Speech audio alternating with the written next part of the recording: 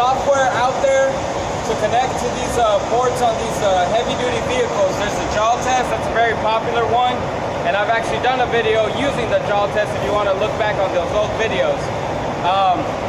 There's also some universal software out there. There's a ProLink software out there, so I mean, just go online, you can see different scanners and different test equipment that you can use to help diagnose a problem in your heavy-duty vehicle.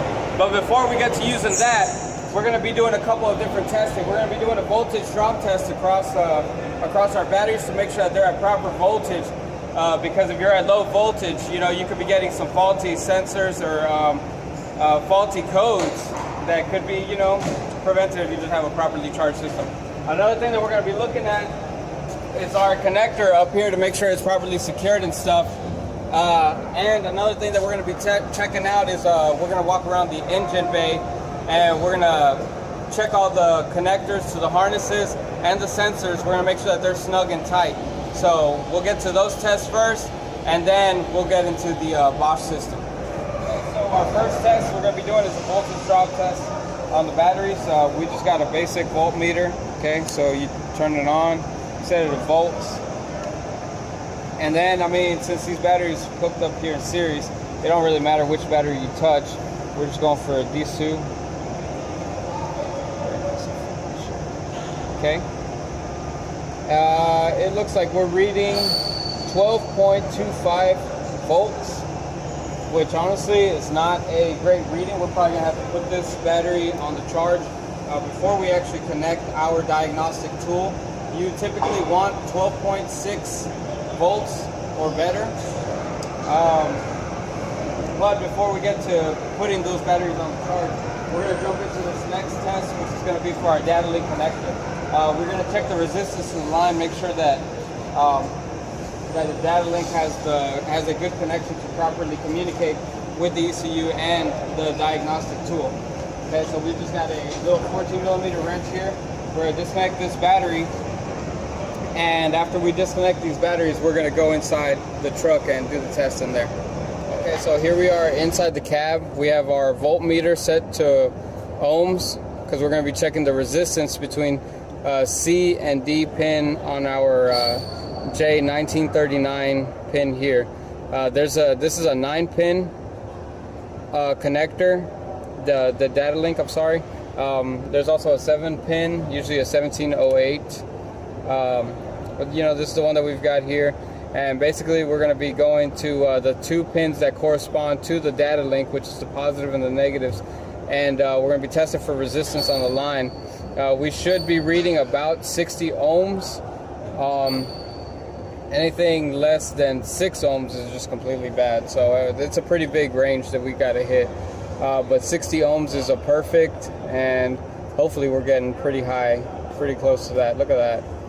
59, 50, yeah, 58.6. Oh, well, I'm just kind of shuffling around in there a little bit, but that's pretty good. 58 point something. So our data link has a good connection. That means that we don't have to worry if we have an issue, you know, connecting our diagnostic tool to our heavy-duty machinery here. This test worked out all right. The other thing that you would check for is to make sure that this thing is securely connected. This one is not, but I mean, the bracket is broken. We're at a technical school, things get broke sometimes, so it don't really matter. But in our everyday technician life, this has to be securely mounted, so the wires behind it won't fray out or disconnect or something.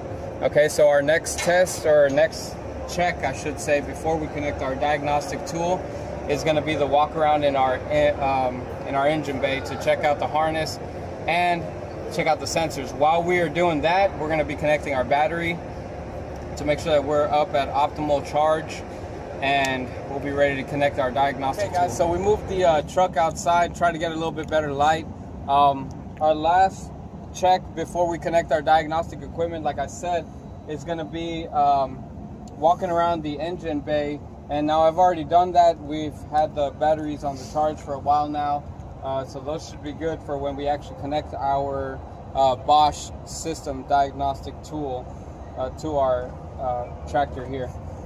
But basically, I mean, here's the ECU. It's mounted up onto the motor. This is an International, so it's got the max force motor.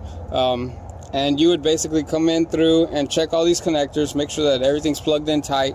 You'd go around the various sensors, making sure that they're snug in place, make sure that the wires aren't frayed. This is a real good time for you to do a solid visual inspection of your engine bay if you don't do so on the regular. If you're having issues with your machine, it's probably something electrical, let's face it, this day and age. But I mean, that's kind of the basic thing that you're going to be doing in here. You'd walk around, check as much as you can. If it's not blatantly obvious, then you're just gonna have to dig deeper, I guess. But that's the last little check that you're gonna do before you connect this diagnostic tool. That kind of wraps up this video here. In our next video, we're gonna be touching bases on everything that we've done in this, and we're gonna be actually connecting our Bosch system to the J1939 connector that we've got in this tractor.